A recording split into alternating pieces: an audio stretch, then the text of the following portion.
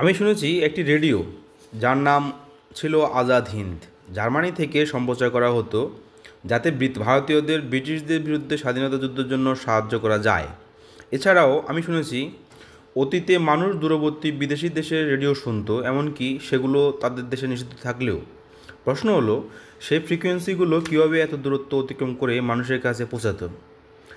Azad Hind radio এবং এর মতো অন্যান্য রেডিও স্টেশন শর্টওয়েভ ফ্রিকোয়েন্সি ব্যবহার করত, যা দীর্ঘ দূরত্বের সংকেত পৌঁছানোর জন্য বিশেষভাবে উপযোগী। এটি সম্ভবত একটি প্রক্রিয়া যাকে বলে আয়নোস্ফেরিক প্রপাগেশন। এটি কীভাবে কাজ করে তা ধাপে ধাপে এখন আমরা জানব। 1.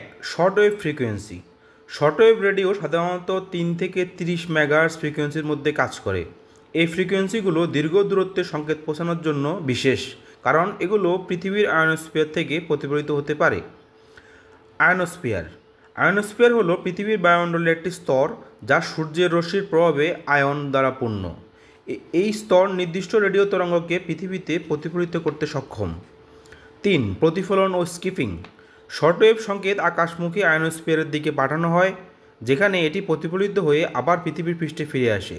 এই প্রক্রিয়াকে স্কাই ওয়েভ প্রপাগেশন বলা হয়, যা সংকেতকে হাজার হাজার কিলোমিটার দূরে পৌঁছাতে সক্ষম করে। 4. একাধিক বাউন্স। সংকেত আয়নোস্ফিয়ার এবং পৃথিবীর পৃষ্ঠের মধ্যে একাধিকবার প্রতিফলিত হতে পারে, যার ফলে এটি আরও বেশি দ্রুত অতিক্রম করতে পারে এবং দূরবর্তী দেশগুলোর শ্রোতাদের কাছে পৌঁছায়। 5. ব্যান থাকা সত্ত্বেও পৌঁছানো।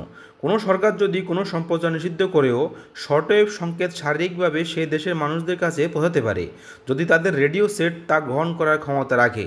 এত বড় এলাকায় স্কাইওয়েভ প্রপাগেশনকে ব্লক করা কঠিন, যদিও কখনো কখনো সরকার জ্যামিং ব্যবহার করে।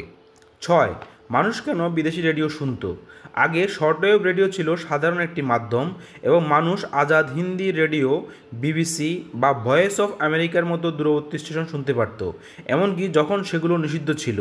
এই ফ্রিকোয়েন্সিগুলো সহজে সীমান্ত পেরিয়ে মানুষের সাথে সংযোগ স্থাপন করত। তাহলে এই ফ্রিকোয়েন্সিগুলো এত দূর পর্যন্ত পৌঁছাতে পারত, তার কারণ হলো ফ্রিকোয়েন্সির নির্দিষ্ট পরিসর এবং পৃথিবীর বায়ুমণ্ডলের বৈশিষ্ট্য। বেশ চমৎকার, তাই না?